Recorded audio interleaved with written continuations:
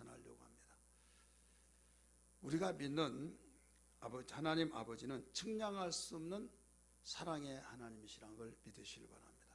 측량할 수 없는 하나님의 사랑, 말로 어떤 무엇으로 헤아릴 수가 없다, 이런 말씀이죠.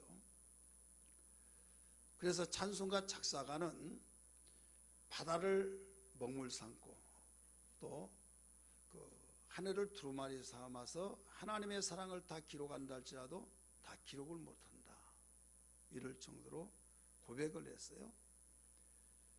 그런데 오늘날 많은 사람들이 하나님의 사랑을 너무 알다가 모르니까 감사보다 불평하고 원망하고, 하나님이 나 도와준 것이 뭐가 있냐, 하나님이 나에게 주신 그 사랑의 은혜를 까맣게 다 잃어버리고 불평 원망만이 막 싹 더 올라온다 이거죠. 농사지는 농부에게 씨를 뿌렸습니다. 뿌리지 않는 것이 근데 자라납니다. 뿌리는 씨가 잘 자라고 잘 자라줘야 하는데 뿌리지 않는 씨가 자라서 잘 자라라고 뿌렸던 것을 덮어버리면 그 농사는 딱 끝이 납니다. 하나님이 우리에게 하나님의 아버지의 사랑을 일러주시면서 아버지의 사랑으로 험한 세상, 불평 많고 짜증스럽고 안 되었을 때 이놈의 세상 저놈의 세상 누구 이거 막 하면서 했던 그런 지옥 같은 그런 마음을 다 덮어버려야 될 줄 믿습니다. 다 덮어서 하나님의 그 사랑, 하나님 아버지의 사랑이 우리를 장악하고 지배한다고 한다면 그 사람은 행복자가 됩니다. 그 사람에게는 가장 복된 삶을 살고 있는 거예요. 지저분한 것을 눈이 오면 다 덮어버려서 야 너무 깨끗하다 너무 좋다 하는 것처럼 하나님이 우리를 보실 때 오만 잡다한 죄가 다 보이면 그 사람은 저주받고 지옥 갑니다. 그런데 하나님께서 우리를 보실 때 깨끗하게 보인 거예요. 깨끗하게 보여서 양털같이 눈과 같이 희게 보시면서 그때는 너는 참 의롭다 이렇게 말씀을 하십니다. 근데 똑같은 이런 상황이 있는데 어떻게 하면 깨끗하게 보이고 어떨 때는 지저분하고 더럽게 보이느냐, 눈이 와시 눈이 덮어버렸을 때는 그 오만 잡다한 쓰레기가 있고 삐쭉삐쭉하고 빼쭉하고 고물 이런 것들이 널려있는 가운데서도 덮어버리니까 깨끗한 거예요. 마찬가지로 우리가 말로 표현할 수 없는 마음에서부터 행동에 이른 모든 것까지 죄가 많이 있는 가운데서도 예수 그리스도의 피로 다 덮어져 버린다고 한다면 거기에는 하나님께서 우리를 의롭다 하시고 깨끗하게 하셔서 우리를 의인으로 취급하셔서 천국에 들어가는 일에 있어서도 기도할 때 응답을 해주신 일에 있어서도 우리에게 모두 통과하면서 축복의 대열 속에서 생활한 걸 믿으시길 바랍니다. 무엇이 덮었을 때 깨끗하냐? 바로 주님의 거룩한 피가.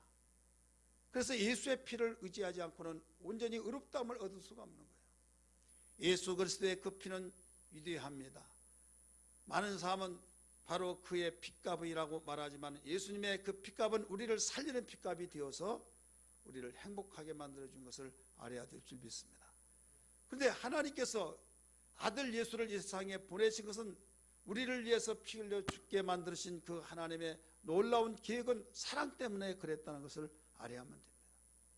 이 사랑 하나, 아들 독생자를 보내신 그 사랑 한마디를 가지고 한 가지를 가지고도 측량할 수가 없다. 더 이상 다른 것을 설명할 필요가 없다라고 해서 로마서 5장 8절에서는 가르쳐주고 있습니다. 우리 같이 읽을까요? 시작. 우리가 아직 죄인 되었을 때 그리스도께서 우리를 위하여 죽으심으로 하나님께서 우리에 대한 자기의 사랑을 확증하셨느니라. 누구를 통해서 확증했다고 그랬어요?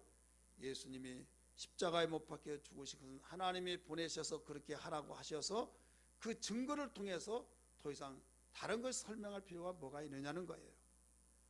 성경은 또 가르칩니다. 사도 요한을 통해서 일러줬는데 요한일서 4장 8절부터 10절에 있는 말씀인데 우리 같이 한번 읽을까요? 시작. 사랑하지 아니한 자는 하나님을 알지 못하나니 이는 하나님은 뭐라고 그랬습니까? 사랑이심이라. 9절 말씀. 하나님의 사랑이 우리에게 이렇게 나타난 바 되었으니 하나님이 자기의 독생자를 세상에 보내시면 그로 말미암아 우리를 살리려 하심이니라. 사랑은 여기 있으니 우리가 하나님을 사랑한 것이 아니요 하나님이 우리를 사랑하사 우리 죄를 속죄하기 위하여 화목제물로 그 아들을 보내셨습니다. 보내셨습니다. 이렇게 가르쳐주고 있죠. 그래서 하나님은 그 마음이 사랑으로 가득 채워졌기 때문에 그의 행실도 사랑의 모든 것들을 보여주신 겁니다. 사람의 행동이 어떤 행동을 갖느냐, 이것은 왜 저래 이래 하기 이전에 마음에서 생각에서 작용했기 때문에 드러나는 겁니다. 열매를 보고 나무를 알듯이 사람의 행실은 바로 그 마음이 어떤 마음이 있느냐에 따라서 거칠고 말이 거칠고 다른 사람을 증오하고 저주하고 그 좋은 말을 하지 않고 다 나쁜 말을 한다.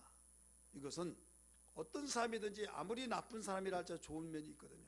좋은 면보다 나쁜 것을 이렇게 말씀하셨잖아요. 자기의 눈에는 들보가 들어있으면서 남의 눈에 티끌이 티가 하나 들었으면 그것만 가지고 논한다. 자기에게는 들보가 있어서 보지를 못한다는 거죠. 지금 하나님께서는 그 사랑을 아들 독생자를 보내주심으로 더 이상 설명할 수 없고 하나님의 마음이 이렇게 사랑으로 가득 채워진 가운데 아들을 보내셨구나 라고 해야 하는데, 내가 조금 어렵고 힘들고 또 불평하고 어떤 될 것이 안 되어지고 그러면 화살이 어디에 돌아가느냐? 하나님께 다 돌아가는 거예요. 어디에서 뺨 맞고 누구에게 돌아가듯이 자기의 안 좋은 것 때문에 하나님을 논하고 왜 이러느냐 저러느냐, 이것은요 복받지 못할 사람입니다. 우리 마음이란 것이 왜 중요하느냐? 마음에서 생명도 나고 마음에서 복이 나오고 마음에서 모두 다 나오는 거죠. 그래서 예수님 말씀하셨어요. 성경은 증거하고 있습니다. 땅이여 들으라, 이 백성이 재앙이 임한 것은 그들의 생각의 결과라. 생각 때문에 그렇다는 거예요. 육신의 생각은 사망이요 영의 생각은 생명과 평안이라. 그래서 무릇 지키려만 것은 너 육신의 생각 저버리고 하나님의 생각으로 살라는 거예요. 그 다음 마음, 너 지킬 거 많이 있지? 그럼 네 마음을 먼저 지키라. 거기에서 생명이 난다 말씀하셨으니, 예수 믿지 않은 사람은 포장을 해서 행동만 잘하고 누가 뭐라고 하면 야 저 사람 그 아름답잖아 하면서 그걸로 포장해서 넘어가려고 합니다. 법에서도 마음이 어떻든지 간에 생각이 어떻든지 간에 아무리 정말로 사악하고 정말 그 생각이 끔찍하다 할지라도 행동으로 저지르지 않으면요 죄로 성립되지 않아요. 그 생각이 정말 그 이튿날 어떻게 한다고 하는 범죄자가 될 계획을 다 세운다 할지라도 행동이 이상이 없으면요 그를 범죄자로 취급을 하지 않습니다. 하나님은 행동이 나오기 전에 어떤 생각을 가졌느냐, 어떤 마음을 가졌느냐, 거기서부터 너는 죄인이라는 거예요. 예수께서 말씀하십니다. 미워한 자는 이미 살인했느니라. 탐심을 가진 자는 이미 도둑질했느니라. 음욕을 품는 자는 이미 간음했느니라. 그리고 마음에서 먼저 나오고 행동이 나중에 나오는데 마음에서 먼저 나온 것을 죄로 바로 우리에게 가르쳐줘, 죄라는 것을 가르쳐줬다 이거죠. 그래 예수 믿는 사람은 믿지 않은 사람과 차이점이, 믿는 사람은 마음이 어떻든지 간에 행동만 괜찮으면 괜찮은 거예요. 그런데 예수 믿는 사람은 하나님께서 보실 때 네 마음을 내가 먼저 보겠다는 거예요.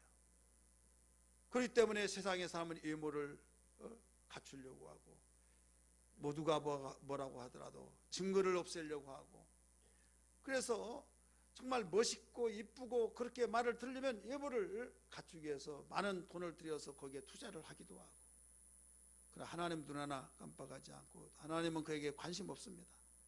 오직 우리의 마음이 어떤 마음을 가지느냐, 우리의 생각이 어떤 생각을 가지느냐 깨달아지면 아멘 하시길 바랍니다. 그래서 우리는 마음 먼저 고치고 생각부터 우리 관리하고 마음 관리해야 될 줄 믿기 바랍니다. 오늘 제목은 뭡니까? 아버지의 마음이죠. 아버지의 마음.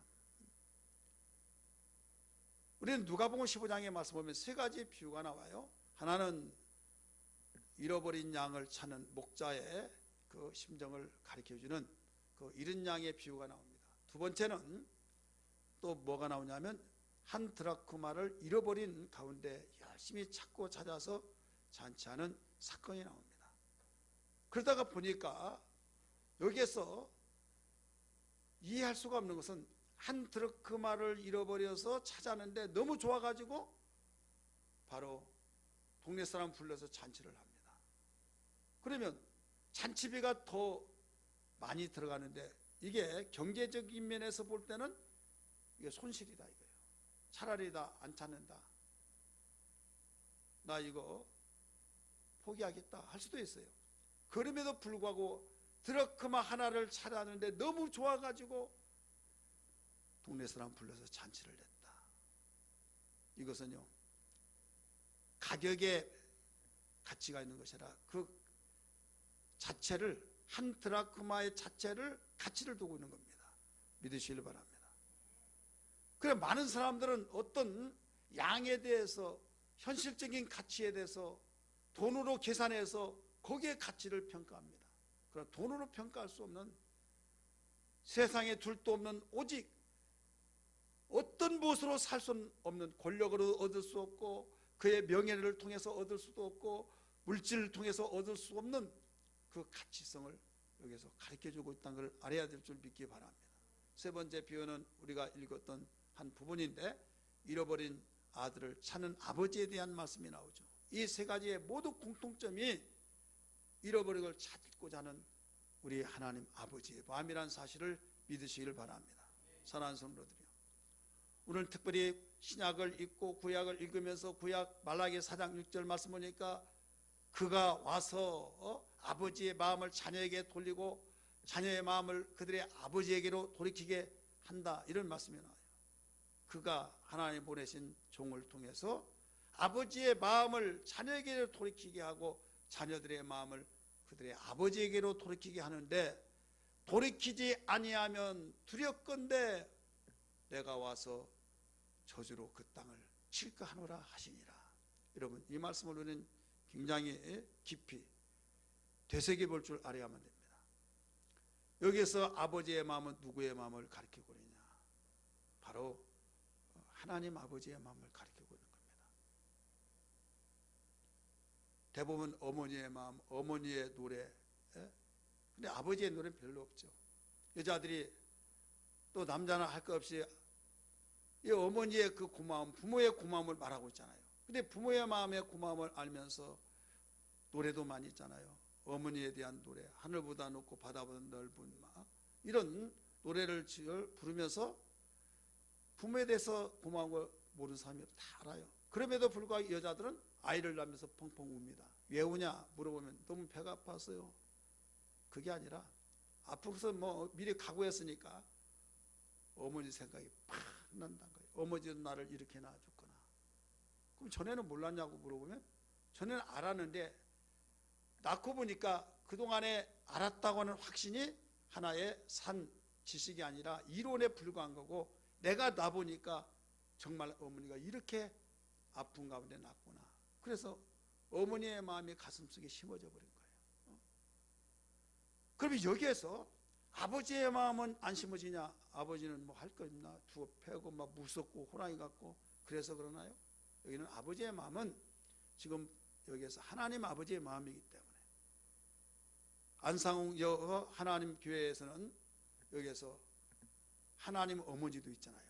그럼 거기는 하나님 어머니의 마음 돌이키라고 이렇게 말할 거예요. 근데 우리 기독교에서는 하나님 어머니가 있어요, 없어요? 없다 보니까 그가 아버지의 마음을 자녀에게 돌이키고 자녀들의 마음을 그들의 아버지에게로 돌이키리라.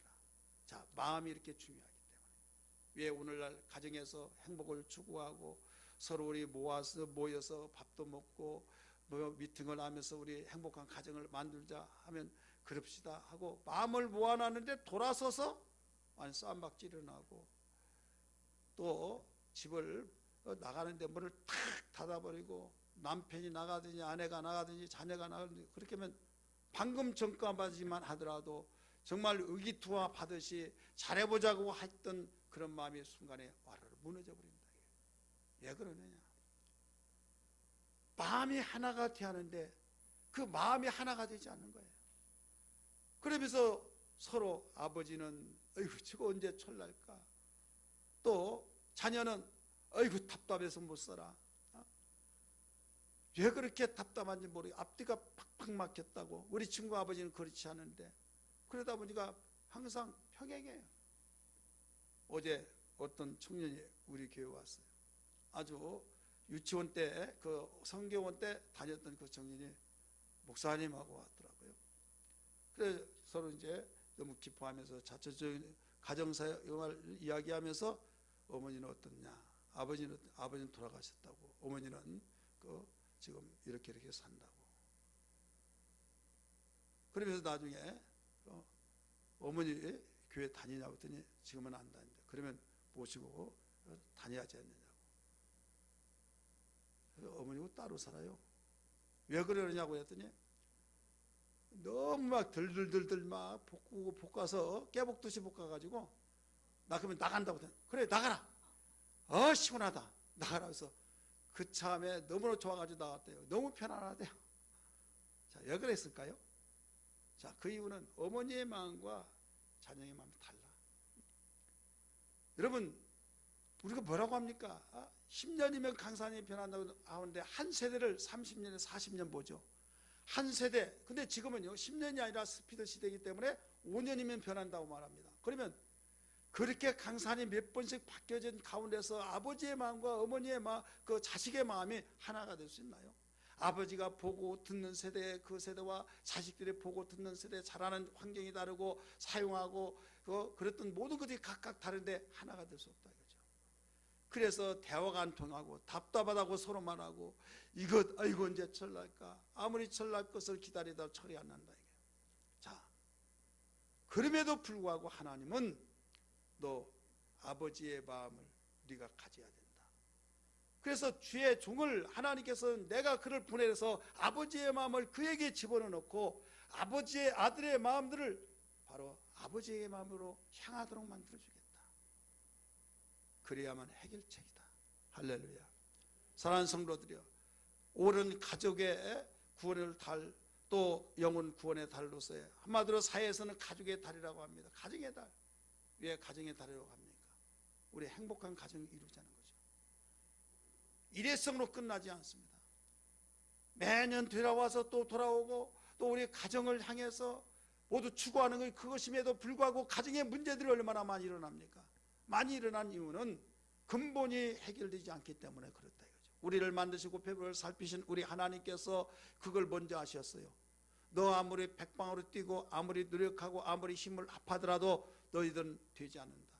땜질해서 되는 것 같겠지만 땜이 떨어지면 다시 문제가 일어나듯이 너 근본을 내가 해결해 줄게 아마.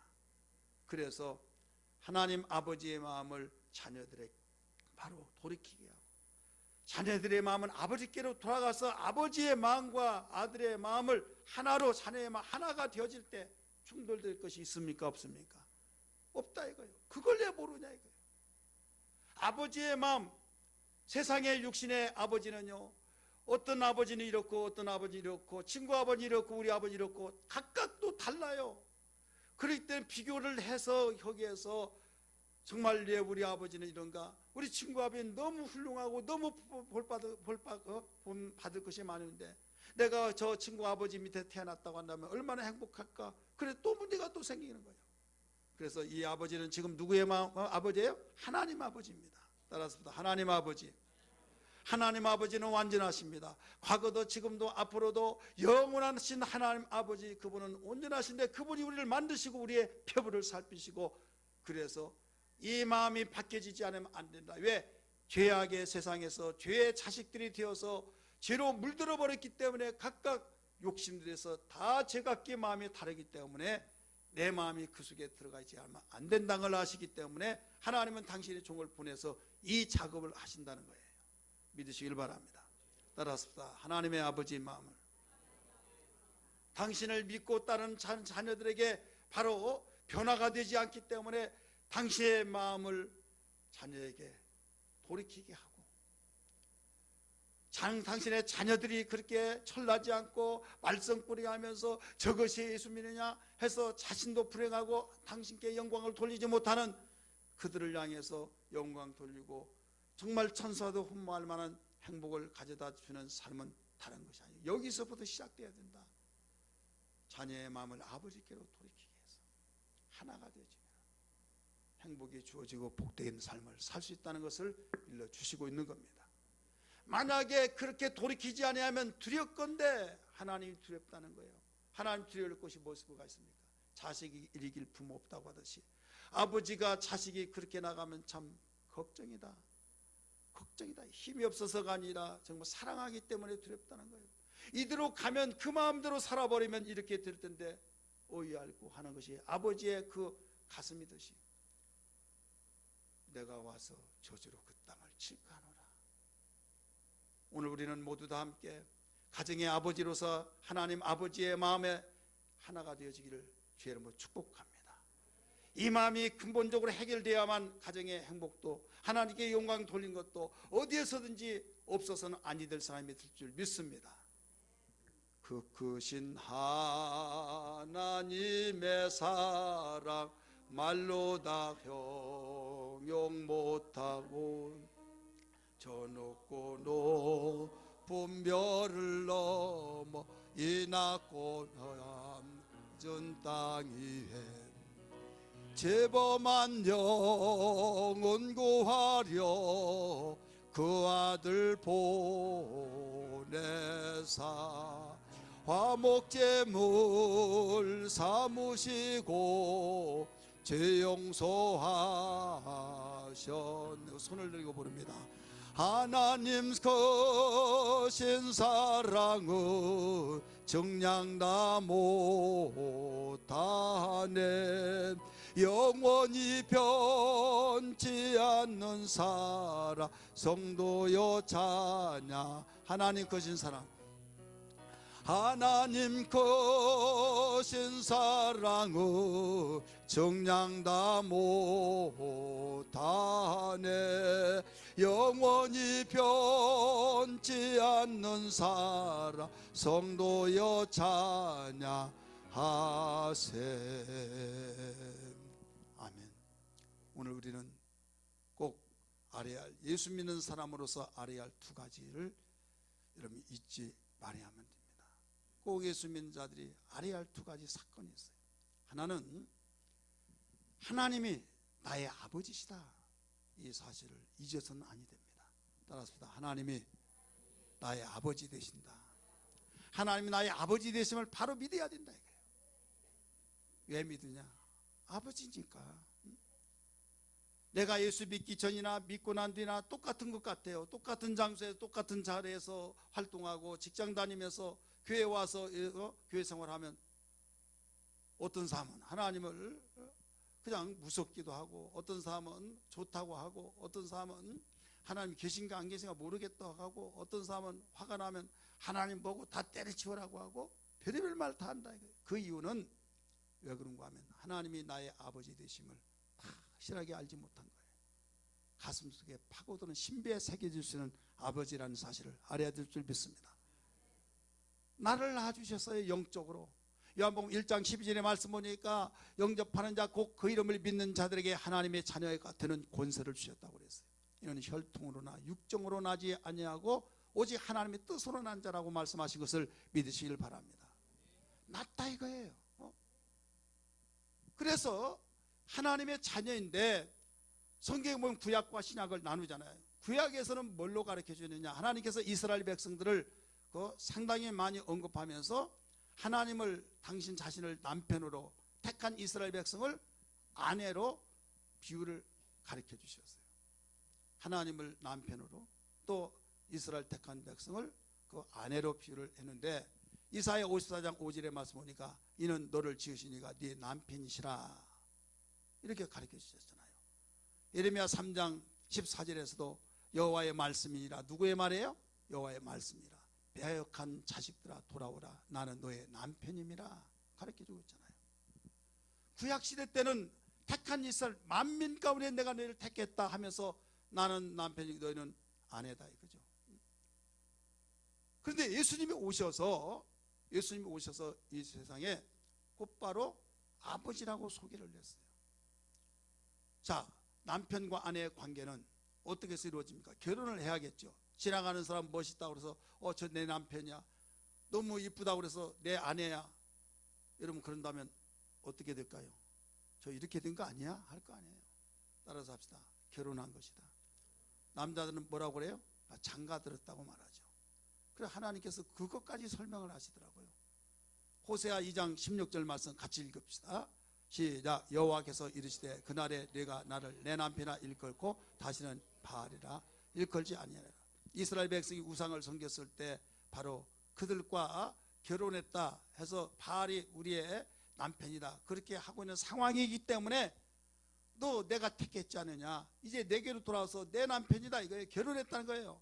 그래서 장가들었다고 설명을 합니다. 2장 19절 20절 시작. 내가 네게 장가들어 영원히 살되 공의와 정의와 은총과 긍휼과 여김으로 네게 장가들며 진실함으로 네게 장가들리니 네가 여호와를 알리라. 아멘. 하나님이 이렇게까지 자상하게 설명해 주고 있어요. 장가든다는 말이 몇 번 나와요? 3번이 나오잖아요. 구약시대 때는 택한 이스라엘 백성들을 내가 너의 남편이다 라고 가르쳐줬던 그 관계를 신약에 와서는 예수님이 오셔서 첫 번째 가르쳐주면서 마태복음 5장 16절의 말씀 보니까 거기에 하늘에 계신 너희 아버지께 영광을 돌리게 하라 라고 가르쳐주셨어요. 예수 믿는 자들을 향해서 당신을 믿고 따른 자들에게서 하늘에 계신 너희 아버지께 영광을 돌리라. 아버지.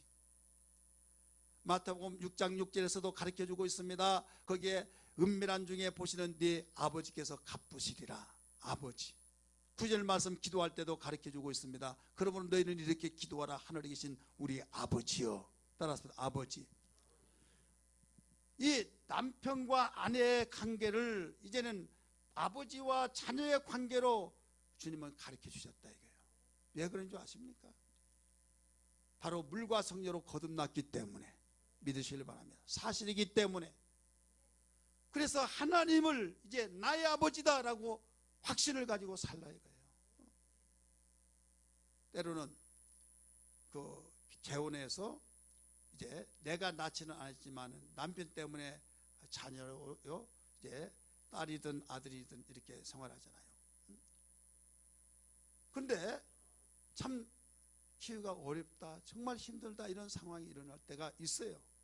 왜 그런가 하면 너무 이뻐서 밥을 주더라도 싫다고 하면 더 먹으라면 싫다니까요. 그런 경우가 있다. 그러면서 밥 먹기 싫은데 밥 먹으라고 한다고. 그러면서 어떤 사람은 자기 자식 아니니까 밥 많이 준다고 하고, 어떤 사람은 또 밥 조금만 먹어 너 살찌니까 그러니까 너무 섭섭해가지고 정말 자기 자식이라고 한다면 밥을 그렇게 뺏어가냐고. 자, 많이 주면 많이 주어서 자기 자식 아니라고 그렇게 말하고, 또 안 주면 안 줘서 그런다고 하고 참 힘들어요. 그렇겠어요? 안 그렇겠어요? 근데 자기 자식이 너 먹지 마 하더라도 뭐라고 안 해요. 더 먹고 싶은데 먹지 말라니까 그보다 더 심한 말 하더라도 오해 안 해요. 왜? 나 잘 때라고 하고 나 건강하라고 한다. 뭐 때문에 그렇게 말이 나옵니까? 뭐 때문에? 정말 나의 아버지다, 나의 아버지라고 하면 별짓을 말하더라도 정말 그 아버지의 사정과 그 아버지의 마음을 진심으로 알아버리면 여러분 나를 위해서 그렇구나 오해가 없다 이거예요. 믿으시길 바랍니다. 우리가 하나님이 나의 아버지라는 것을 확실히 알게 되면 내가 어려운 환경 속에서 정말 이리저리 어려운 가운데 고난과 역경이 있다 할지라도 하나님이 나를 위해 이렇게 팽개쳤느니 저러느니 말하지 않습니다. 어렵게 내가 힘들게 되어지면 하나님이 나를 훈련시키시구나, 잘 때라고 만들구나, 나를 연단시키시구나, 하나님 내가 이 어려운 가운데 있더라도 하나님이 큰 것을 맡기실 때 감당하라고 이렇게 하신 것을 감사합니다 하면서 상황이 아무리 험악한 가운데 있을지라도 어려움 속에서 이겨낼 줄 믿으시길 바랍니다. 그래서 우리가 예수 믿는 사람으로서 알아야 할 것이 하나님이 나의 아버지 되심을 바로 알고 믿어야 된다는 것을 일러주시고 있는 겁니다. 사랑하는 성도들이요, 구약시대 때는 바로 이스라엘 택한 백성을 아버지라고 하지 않았어요. 내가 네 남편이다. 부부와의 관계를 가리키고 있다 이거예요. 그러면 이 관계는 뭐냐? 바로 서로 허락한 가운데서 수락을 해서 계약 조건이에요. 우리 결혼합시다. 나는 당신을 사랑합니다. 사랑하니까. 그럼 나는 싫습니다. 나는 당신 마음에 안 듭니다. 그러면 성립이 안 되는 거예요. 결혼이란 건. 그렇습니까? 안 그렇습니까? 아무리 내가 혼자 사랑한다 할지라도 내 사랑을 상대에게 고백했을 때 상대가 받아주지 않으면 결혼이 될 수가 없는 거예요. 그래서 구약시대 때는 택하여 불렀을 때 바로 거기에서 응답을 함으로써 아무리 높이 올라간다 할지라도 남편과 아내의 관계지만은 신약의 관계에서는 그게 아니에요. 예수님을 마음속에 구절히 영접하는 순간에 거듭나버려서 너는 내 아들이다, 내 자녀다. 이것은 상대의 관계없이 네가 잘하면 내 아들이고 잘못하면 내 아들 취소다, 호적에서 빼내겠다, 그게 아니에요. 하나님의 일방적인 사랑과 은혜와 축복의 역사가 있다는 것을 믿으시길 바랍니다. 따라서 합시다. 자녀의 관계는 하나님의 일방적인 사랑과 은혜와 축복이다. 성가대 그렇습니까? 안 그렇습니까? 바로 우리는 하나님의 일방적인 사랑을 입은 자예요.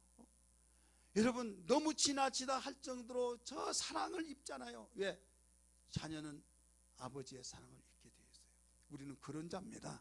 하나님께로 우리는 사랑을 입은 자라는 걸 믿기 바랍니다. 이러신 분이 우리에게 사랑을 하느니 안 하니 하나님 오해하지 말아라. 두 번째 우리에게 일러주신 것은 뭐냐? 아버지가 하나님이심을 알아야 된다 이거예요. 따라서 합시다. 하나님 아버지가 하나님 되심을 알아야 된다. 그래 바꿔서 보면 되는 거죠. 하나님의 모습이 어떤 모습이냐? 바로 아버지의 모습을 생각하면 돼요. 자, 하나님이 두렵고 무섭습니까? 사랑스럽고 너무 존경하고 너무 자애하신 분이십니까? 사람마다 물으면 다 달라요. 기도할 때도 말한 것 보면요, 하나님 너무 무섭다고, 막 진노의 하나님, 막 질투의 하나님, 또 하나님은 정말 아주 용서하지 않는 하나님 하면서 각각 다르다 이거예요. 왜 그렇습니까? 하나님은 한 분인데. 자, 질투의 하나님이다. 자, 내가 아내를 데리고 사는데 내 아내가 다른 남자하고 같이 팔짱 끼고 다녀요. 그럼 질투해요? 태평양 같은 마음이 넓어가지고 그냥 봐줘요? 그래서 구약시대는 막 질투와의 하나님에 대해서 많이 언급한 거예요. 그래, 하나님을 바로 알려면 아버지 되심의 모습을 보면 우리 제대로 아는 거예요. 믿으시길 바랍니다. 그러므로 누가복음 15장에 잃어버린 그 자녀를 기다리면서 맞이해줬던 그 사건 속에서 하나님의 그 모습을, 마음을 예수께서 비유로 가르쳐 주신 겁니다. 사랑하는 성도들이요, 예수 믿으면서 우리가 하나님에 대해서 오해하고 불평하고 원망하고 또 괜히 무지해가지고 괜히 죄지는 이런 생활이 있는 경우가 많은데요, 우리 이 자리에 참석하는 모든 성도들은 이런 분이 하나도 없기를 주의 이름으로 축복합니다. 아버지가 자녀를 위해서 모든 걸 헌신하잖아요. 지금 여러분 자녀로서, 저 부모로서의 어떤 분은 내가 자녀이면서 어떤 분은 내가 부모가 되고, 이런 입장에서 부모의 입장도 잘 알고 자녀의 입장도 잘 알잖아요. 하나님 아버지께서 더 주시려고 정말 부모의 입장에서 자녀 더 주려고 하고 더 주려고 죽을 때까지 주려고 한 것이 부모의 입장이라는 걸 믿으시길 바랍니다. 나 이제 꼴도 보기 싫다, 이놈의 녀석 그 철 들지도 않고 이렇고 저렇고 하면서 너무 화가 나가지고 한다 하더라도 여러분 그것이 며칠이나 갑니까? 밥 먹었냐? 밥 안 줄 것 같았는데 뭐하니 너는 난 하면서도 몇 시간 가지도 못해요. 자식은 그것도 모르고 삐져가지고 집에 들어오지도 않고 막 일주일 나가면 밤새 들어 그 말 한마디 했다고 그 철없이 또 안 들어오고 막 하면서 잠을 이루지 못한다 이게요. 이게 누구다고요? 아버지의 마음이에요. 하나님이 그러신 분이에요. 사랑하는 성도들이요, 5장 15장 24절에 뭐라고 가르쳐 줍니까? 아버지의 재산을 다 탕진하고 돌아왔을 때 그는 이렇게 말합니다. 내 아들은 죽었다가 다시 살아났으며 내가 잃었다가 다시 얻었노라 하니 그들이 즐거워하더라 하면서 송아지를 잡으라 하면서 잔치를 벌여준 거예요. 아버지의 재산을 다 탕진해 버렸습니다. 아버지의 재산을 다 없애버렸던 그 자식을 뭐가 좋다고? 여러분, 첫째 아들의 내 몫을 달라고 그랬어요. 둘째 아들은 그 몫을 받지 않았어요? 받았어요? 자, 둘째 아들은 몫을 받았어요? 안 받았어요? 받았어요? 안 받았어요? 안 받았다 받았다 다 양심이 맡기겠어요? 아버지한테 아버지 나 언젠가 내게 돌아올 몫을 좀 주세요. 재산 달라는 거예요. 그러면 알았다. 안 받아주겠어요? 안 된다. 너 여기 있는 것이 행복한 것이다. 아닙니다. 나에게 달라고. 얼마나 들들들 깨볶듯이 볶았든지 그냥 준 거예요. 그런데 12절에 말씀 보니까 각각 나눠 줬더니 이렇게 각각 큰 아들도 줬다 이거예요. 나는 못 준다. 내가 언젠가 죽겠죠. 너에게 돌아가겠지만 내 눈에 흙에 들어가기 전에 절대 못 줘. 그런다고 한다면 똑같은 거죠. 이미 가지고 가면 다 탕진하고 없어지고 나중에 돌아갈 걸 알면서도 준 거예요. 이게 누구의 마음이에요? 아버지의 마음이에요. 이거 해달라 저거 해달라 하면 실직 나가지고 조금 있으면 다 필요 없이 이리저리 둥그러 다니고 알면서도 사주는 거예요. 못 얘기해서가 아니라. 그런데 자녀들은 어떻습니까? 말세를 통해서 오늘날 이 시대 자녀들은 모든 사람들의 그 속성을 하나님께서 아버지의 마음과 자녀의 마음을 각각 읽어서 이걸 일러주신 건데 뭐냐면 자녀들은 아버지고 사는 것이 너무 귀찮아. 통하지를 않아. 잔소리가 많아. 아무리 나를 위해서 말한다 하더라도 내 마음에 들려오지 않고 신경질만 난다 이거예요. 내가 이 정도 컸으면 알아서 할 마음대로 놓아두지 왜 콩나라 판나라 이거 하라 저거 하냐 그렇게 말하고 잔소리를 알아듣는다 이거죠. 그래서 따로 살려고 몫도 달라는 겁니다. 아버지는 같이 살자는 거예요. 따라서 함께 살자. 이게 행복이다. 너는 아직 따로 살 때가 아니다. 우리 같이 사는 것이 가정이 아니냐 이거예요. 바로 인간은 그렇습니다. 모든 사람들은 부모가 아무리 나를 사랑해 준다고 하는 것 알면서도 따로 살려고 하는 것. 그래서 오늘 핵가족이 되어졌고 여러분 가족 전에는 우리 자랄 때만 해도 시가족 속에서 막 대가족이 살고 있었는데 그때는 윤리와 도덕이 성립되어지고 정말 아름다운 가정을 이뤘지만 지금 어떻습니까? 아버지가 돈 안 준다고 불에 태워 죽이고 망치로 때려 죽이기도 하고 또 약을 먹여서 바로 그걸 가져가면 아무 탈이 없을 줄 알고 했지만 다 드러나잖아요. 뉴스 사건 바로 정말 끔찍한 사건이 일어나잖아요. 왜? 이런 이유들이 다른 것이 아니에요. 아버지의 마음을 알지 못하고 자기 힘으로 살려고 하기 때문에 오늘날 예수 믿으면서 하나님 아버지가 하라고 한 것도 많고 하지 말라고 한 것도 많고 그런데 내가 하고 싶은 걸 하라고 했으면 얼마나 좋겠습니까? 하고 싶은 건 하지 말라고 하고 하기 싫은 건 하라고 하니 너무 답답하다. 이게 너무 답답하다. 그래 따로 살려고 하고 그냥 아버지고 떠나가고 세상으로 가려고 한다 이거예요. 그러면서 어떤 사람이 이렇게 말합니다. 아 나 왜 안 다니냐면 내가 돈 벌어 가지고 와야겠다고. 교회 가봤더니 돈 많이 낸 사람은 대우받고 돈 많이도 내지 않는 사람은 대우도 못 받더라. 누가 뭐 그렇게 말합니까? 그런데 자기가 느껴진 대로 말하면서 나 돈 벌어 와야겠다고 하면서 그렇게 하고 그냥 떠납니다. 이게 둘째 아들 똑같은 거예요.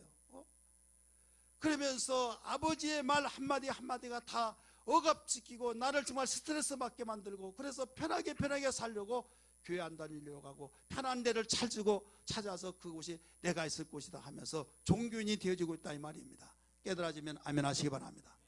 하나님께서는 우리를 잘 되기 위해서 아들까지 내주신 더 이상 바랄 것이 없어 아무리 주더라도 아깝지 아니한 그 마음을 가지고 함께 살자고 하는데도 불구하고 아들의 마음은 그렇지 않다 이거예요.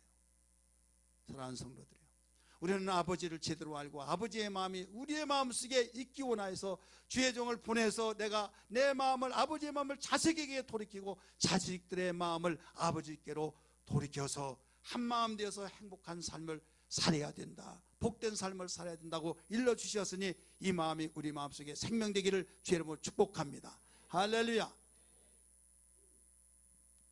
그러므로 우리는 어떤 일이 있더라도 마음속에서 내 신앙이 정도인지 아닌지를 알아야 할 것이 뭐냐면 짜증나. 하나님을 보고 막 스트레스 받으니까 나는 내 마음대로 살겠어. 이게 행복이지. 여러분, 그런 마음이 우리 속에 막 밀려올 때가 있어요. 이건 타락의 과정이에요. 둘째 아들의 지금 마음입니다. 뻔할 뻔짜요. 성공하고 오겠다고 그 자기 마음이죠. 어떤 사람이 다 자기가 하고 싶은 대로 성공하면 성공 다 할 것 같지만 성공 됩니까? 아니에요. 아버지는 다 알기 때문에. 그래서 우리는 아버지의 마음속에서 하나가 되어서 살기만 하면 후회가 없다는 걸 믿기 바랍니다. 하나님이 세상을 이처럼 사랑하사 독생자를 주셨으니 누구든지 예수 믿으면 멸망하지 않고 영생을 얻으리로다.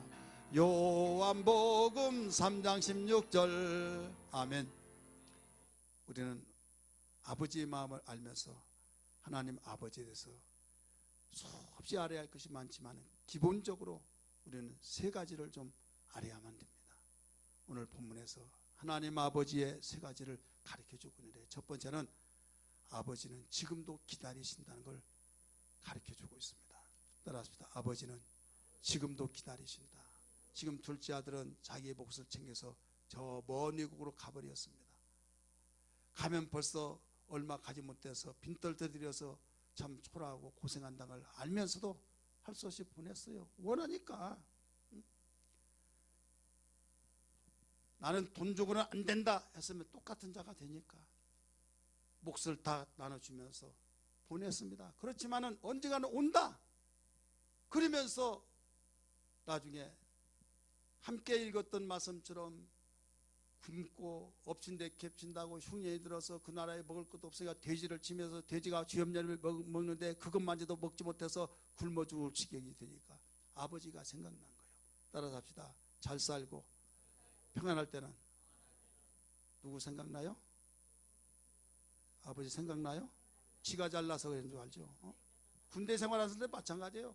훈련 받을 때는 막 편지를 막 쓰고 막 보내고, 나중에 자대생활 편할 때는요, 편지 자대생활할 때 한 번도 안 와요. 남자들 다 알 거예요. 고생하면 부모 생각나고 가정 식구 생각나고 하듯이 포부의 마음을 가지고 먼 나라 가서 내가 성공하고 돌아오겠다고 하는데 그대로 되었으면 아버지 자취도 안 해. 근데 먹을 것도 없어서 굶어 죽을 지경에 있으니까 아버지가 생각나는데, 자기 아버지의 품꾼들이 많이 있는데 그들은 배고파서 죽는다는 것이 없거든요. 먹기 싫어가지고 와 먹는데 나는 이게 뭐냐, 부잣집의 아들이 내가 뭐냐, 나 굶어 죽겠구나. 가자니 용기 갖고 안 가자니 굶어 죽겠고, 그래서 용기를 내서 아버지께 이렇게 내가 고백을 좀 해야겠다. 아버지, 나는 품꾼의 하나로 삼아주시고 아버지의 아들이라고 나를 일컬음을 내가 받을 수가 없습니다. 그러면서 용기를 내서 이제 아버지께로 가야겠다 해서 시도를 해서 갑니다. 사람이 어떻습니까? 성공하면 어깨 피고 갑니다. 실패하면 어깨 쭈그리고, 성공하면 앞을 봐고 이러고 갑니다. 실패하면 고개 푹 쓰고 갑니다. 이제는 고향 집에, 아버지 집에 거의 다다라 있는데 느닷없이 그냥 탁 앉는 자가 있는데 깜짝 봤더니 아버지가 안고 있는 거예요. 아버지 하면서 엉엉 울기 시작합니다. 아버지, 언제 내가 여기 올 줄 알고 이렇게 나를 안아주십니까? 막 하면서, 이때 아버지가 네가 나간 날 그부터 반드시 네가 돌아오는데 나는 지금까지 계속 기다리고 있었단다 할 때 엉엉 우는 거예요. 막 같이 입을 맞추면서 돌아올 걸 기다리고 껴안고 있는, 이게 아버지다 이거예요. 사랑하는 성도들이요, 여러분이 지금 몸은 여기 있지만 마음은 다른 데가 있고, 또 몸까지 다른 데 가서 나 교회 안 나가고 막 이렇건 저렇건 하는 것도 하나님께서 그러면 고생이다. 집 나가면 무슨 고생이라고 누가 광고하던데요. 개고생한 겁니다. 하나님께서 떠나서 생활하면 개고생하는 거예요. 협박이 아닙니다. 사실이에요. 그러면 이제는 나간다고 생각하지 마세요. 하나님 떠나서 내가 옛날 믿었던 내가 어떤 누구 뭐 그런 대로 여러분 가려고 생각도 지워버리세요. 지워버리고 하나님 없이는 나는 살 수 없다, 그런 마음으로 고정하기를 주의 이름으로 축복합니다. 만약에 간다 하더라도 여러분, 고생 안 한 것을 부모가 원하잖아요. 근데 고생한 거 얼마나 마음이 아픕니까? 그래도 기다리고 계신 거예요. 하나님 아버지의 마음을 아프게 하지 마시고, 하나님 더 기다리게 하지 마시고, 하나님 마음이 영광을 받은 기쁨을 주려면 하나님과 함께하기를, 진리 가운데 함께하기를 주의 이름으로 축복합니다. 두 번째는 절대 잊지 말아야 할 것은 아버지와 아들의 관계는 영원히 변하지 않는다는 사실을 믿으시길 바랍니다. 자기가 실패하고 정말로 아버지의 재산을 탕진해 버리니까 아버지께 너무나 미안해서 하늘과 아버지께 내가 범죄를 했으니 나는 아버지라고 부를 수도 없습니다. 품꾼의 하나로 해달라고 말을 했어요. 그런데도 불구하고 그 소리 듣지 않습니다. 여봐라, 옷을 입혀라, 가락지를 끼워라, 목욕을 시켜라 하면서 잔치를 베풀라 해가지고 그대로 계속적으로 진행이 됩니다. 그가 제 재산을 탕진했다고 해서 너 자녀, 너는 종으로 감금된다, 그러지 않았어요. 자기는 그렇게 말했다 할지라도 아버지는 거기에 아랑곳하지 않고 아버지와 자녀의 관계는 영원하다는 것을 가르쳐주고 있다는 걸 믿으시길 바랍니다. 그러면 여러분, 이건 끊을 수 없는 부자지간이기 때문에 이왕에 우리가 살 바에 어떻게 살아야겠습니까? 아버지를 기쁘게 하고 아버지의 사랑을 받는 것이 행복이 아니겠습니까? 아버지가 뭐라고 하지 않았음에도 불구하고 자기 자신이 너무 죄송해서 아버지의 품꾼으로 하나 되어지게 해달라고 하는 그런 가슴을 가졌지만은 우리 끊을 수가 없는 거예요. 그러므로 우리 행복을 원한다고 한다면, 하나님께 영광을 돌리기를 원하신다고 한다면 말씀 안에서 진리 가운데 하나님과의 하나 되는 삶을 함께하는 삶이 되기를 주의 이름으로 축원합니다. 할렐루야. 마지막 여기에 아버지에 대해서 세 가지 알아야 할 것이 뭐냐면 바른 축복의 원리를 가르쳐주고 있습니다. 따라서 합시다. 바른 축복의 원리를 가르쳐주고 있다. 큰아들이 골이 났습니다. 아버지의 재산을 탕진해 버리는데 창기들과 함께 다 놀아나면서 없애버리는데, 아버지, 나에게는 제가 그렇게 아버지의 말씀을 불순종하지 않는데 염소 새끼라도 하나 잡아줬습니까? 하면서 투정을 부렸어요. 그랬더니 아버지가 하는 말이 뭡니까?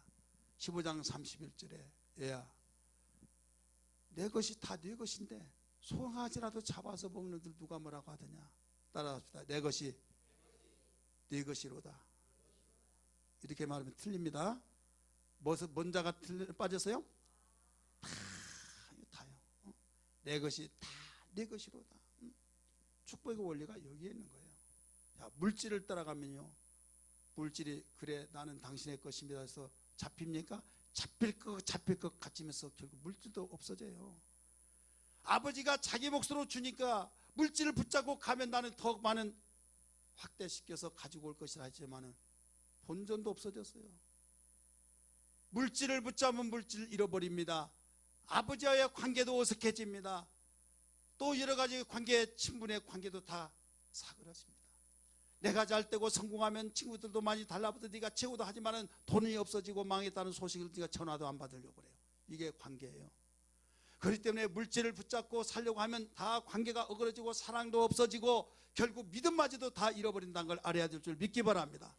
이제 우리는 무엇을 붙잡아야 하느냐? 아버지를 붙잡아야 될 줄 믿습니다. 아버지를 붙잡으면 여러분 모든 것의 주인이 된다는 걸 믿기 바랍니다. 모든 것의 주인이 되는 거예요. 그래서 여러분, 누구를 붙잡고 사는 삶이느냐? 물질을 붙잡고 내가 지금까지 살았느냐? 아버지를 붙잡고 내가 생활했느냐? 우리 스스로 진단하면서, 주님, 내가 물질을 붙잡고 살기 위해서 아버지를 놓치고 아버지를 잃어버렸다고 한다면 축복의 원리를 저버리고 생활했던 어리석은 자였습니다. 나를 용서해주고 불쌍히 여겨 주옵소서. 아버지를 붙잡고 살아가는 삶이 되게 하여 주옵소서. 아버지와 함께하는 삶이 되게 하여 주옵소서. 아버지의 것이 다 내 것이 내 것이라고 말씀했던 것처럼 이 말씀이 축복의 원리인 걸 믿습니다 하면서 변화되는 삶이 되어야 될 줄 믿습니다. 이게 우리의 생명이에요. 사랑하는 성도들이여, 그래서 아버지의 마음을 심어주기 위해서 예수님을 이 세상에 보내주셔서 오직 예수 그리스도는 바로 그 마음을 품으라고 가르쳐 줬잖아요. 빌립보 2장 5절의 말씀을 보니까 너희는 그리스도의 마음을 품으라 라고 일러줬어요. 그래서 예수 믿는 삶에는 너희는 다 그리스도의 마음을 가졌느니라 고린도전서 2장 16절에서 가르쳐 주고 있잖아요. 우리의 그리스도의 마음, 아버지의 마음입니다. 할렐루야. 그래서 수고하고 무거운 짐진 자들아 다 내게로 오라. 내가 너희를 편히 쉬게 하리라. 나는 마음이 오냐고 겸손하니 나의 멍에를 메고 내게 배우라. 그러면 너희 마음이 쉼을 얻으리라. 행복하리라. 이 말씀이에요. 오늘 내 마음이 지금 어느 마음을 가지고 살아가고 있는지, 아버지 마음에서 이탈되고 있는지 아니면 아버지의 마음으로 돌아가고 있는지 여러분 자신을 진단하며 하나님의 깊은 사랑에 동참하는 아버지 마음으로 사는 지혜자가 되기를 주님으로 축복합니다. 할렐루야.